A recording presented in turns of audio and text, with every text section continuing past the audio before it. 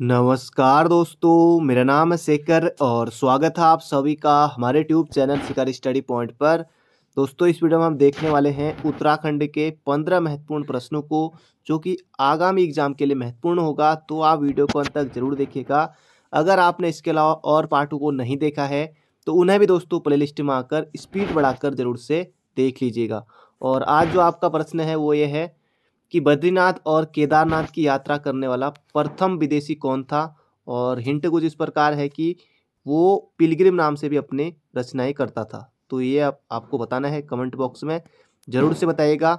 और पहला प्रश्न है यहाँ पर हमारा, भेनसांग ने कुमाऊं व गढ़वाल के संयुक्त क्षेत्र को क्या कहा है। तो ऑप्शन यहाँ पर तीन ही दिखाई दे रहे हैं। तो चौथा ऑप्शन है दोस्तों यहाँ पर हमारा, अब चारों ऑप्शन दिखाई देने लग गए हैं। तो इसका सही उत्तर है ब्रह्मपुर। भेनसांग ने कुमाऊं गढ़वाल के क्षेत्र को कहा दोस्तों, ऑप्शन नंबर डी होगा इसका बिल्कुल सही उत्तर, ब्रह्मपुर।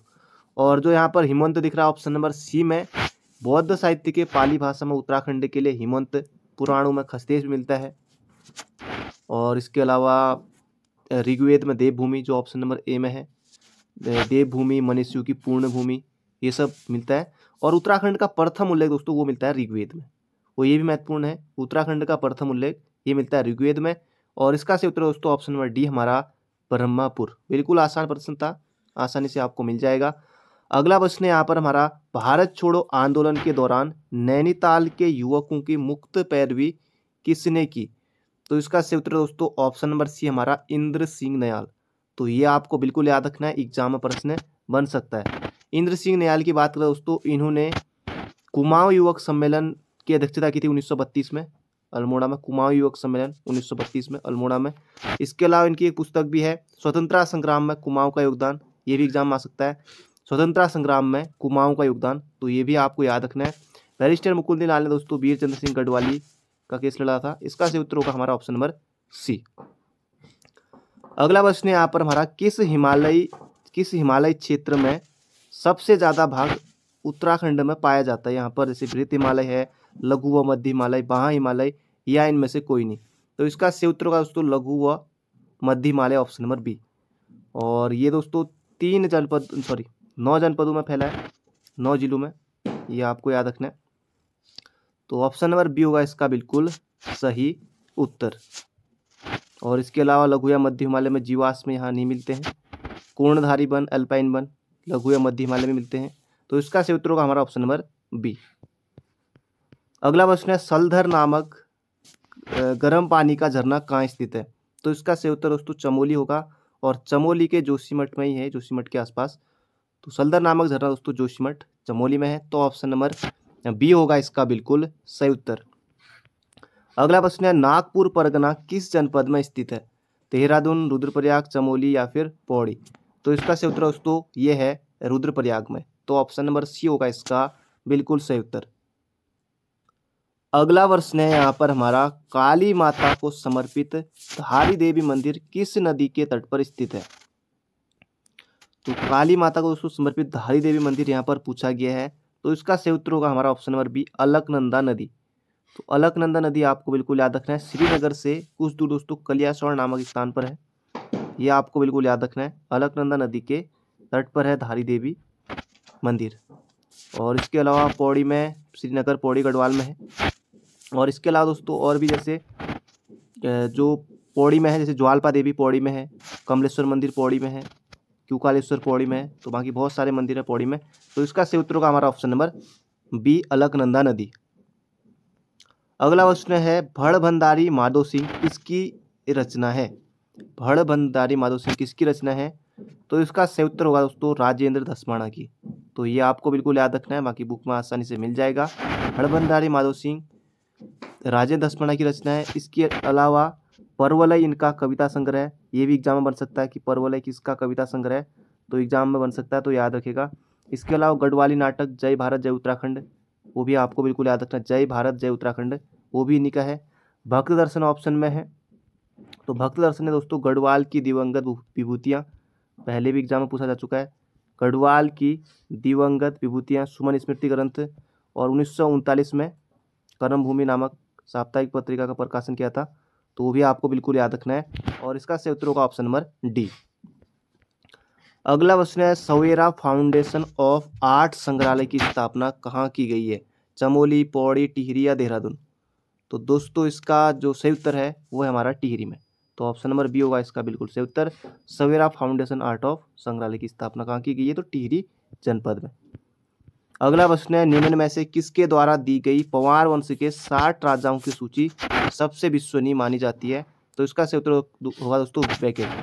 तो वैकेट के अनुसार दोस्तों पवार वंश का स्थापक कौन था? तो यह दोस्तों कनकपाल, मोलाराम के अनुसार भोनापाल। तो इसका सही उत्तर होगा दोस्तों यहाँ पर वैकेट, ऑप्शन नंबर सी। और वैकेट के अनुसार कनकपाल पवार वंश का संस्थापक, वो भी आपको याद रखना है। और 60 शासक हुए, जैसे पहला तो कौन हो गया? कनकपाल। इसके अलावा अंतिम 60वां कौन? मानवेंद्र शाह। तो इसका सही उत्तर होगा दोस्तों ऑप्शन नंबर सी। अगला प्रश्न है यहाँ पर हमारा वर्ष 2021 में जारी नीति आयोग द्वारा इंडिया इनोवेशन इंडेक्स 2020 में उत्तराखंड कौन से स्थान पर है? तो महत्वपूर्ण प्रश्न है, प्रथम, द्वितीय, तृतीय या इनमें से कोई नहीं। तो इसका सही उत्तर होगा दोस्तों ऑप्शन नंबर बी, दूसरे स्थान पर है। पहले नंबर पर दोस्तों हिमाचल प्रदेश और दूसरे नंबर पर दोस्तों उत्तराखंड। तो ऑप्शन नंबर बी होगा इसका बिल्कुल सही उत्तर। इंपोर्टेंट प्रश्न एग्जाम में बन सकता है। अगला प्रश्न है मौलाराम ने दानवीर कर्ण की उपाधि दी, तो किसे दी? यहाँ पर ऑप्शन है जैसे अमर सिंह थापा, जोगामल्ल शाह, बमसा चौतरिया या फिर रणजोर सिंह थापा।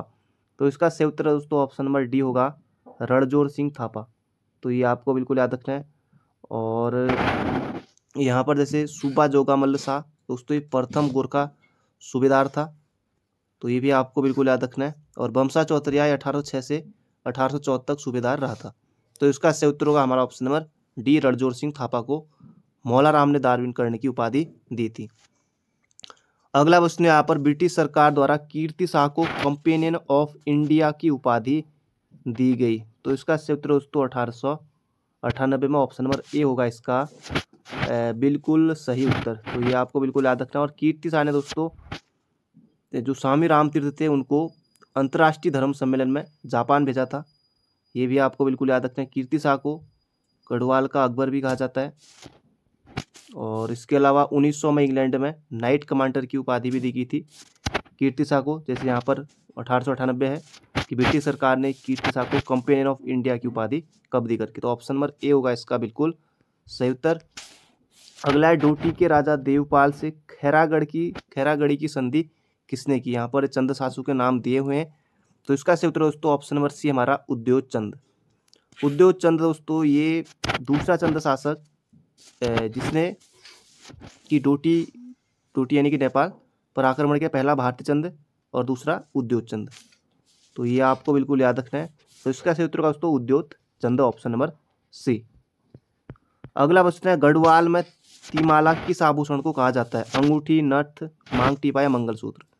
तो इसका सही उत्तर होगा दोस्तों ऑप्शन नंबर डी, मंगलसूत्र। अगला प्रश्न है निम्न में से गलत है? आदित्य नारायण पुरोहित वनस्पति विज्ञानी, डीपी डोभाल ग्लेशियर विज्ञानी, श्री कृष्ण जोशी औषधि विज्ञानी या बृजनंदन घिल्डियाल कृषि वैज्ञानिक? कौन सा दोस्तों इनमें से गलत है वो आपको बताना है। आदित्य नारायण पुरोहित दोस्तों ये वनस्पति विज्ञानी बिल्कुल सही है। डीपी डोभाल ग्लेशियर विज्ञानी है। श्री कृष्ण जोशी दोस्तों ये औषधि विज्ञानी ना होकर के इसका सही उत्तर होगा यहाँ पर भौतिक विज्ञानी है श्री कृष्ण जोशी। और पिछली बार दोस्तों बीपीडीओ में बना था कि दीवान सिंह भाकुनी का संबंध किससे है? तो औषधि विज्ञान से। इनमें से सिर्फ दोस्तों एक नंबर के लिए इस तरह से पूछा जा सकता है, बाकी इस तरह से भी पूछा जा सकता है, तो ये आपको बिल्कुल याद रखना है। बाकी बृजनंदन घिल्डियाल कृषि विज्ञानी ये भी सही है। तो श्री कृष्ण जोशी दोस्तों यहाँ पर होगा भौतिक विज्ञानी, तो ये आपको बिल्कुल याद रखना है। बाकी औषधि विज्ञान संबंध है किसका? दीवान सिंह भाकुनी का। तो पिछली बार दोस्तों यही प्रश्न बीपीडीओ में पूछ लिया गया था। तो दोस्तों ये थे आज के हमारे 15 महत्वपूर्ण प्रश्न। बाकी बहुत जल्दी दोस्तों क्वेश्चनों की संख्या हर रोज़ की तरह ही 30 हो जाएगी, और बाकी जो दिन में वाली सीरीज है हमारी वो भी दोस्तों आते रहेगी। तो चैनल पर नए हो तो चैनल को सब्सक्राइब जरूर कर लीजिएगा, और इसके अलावा अगर आपने और पार्टों को नहीं देखा है तो उन्हें भी जरूर से देख लीजिएगा। बाकी मिलते हैं बहुत जल्दी एक नई वीडियो में। Thank you friend, thank you so much.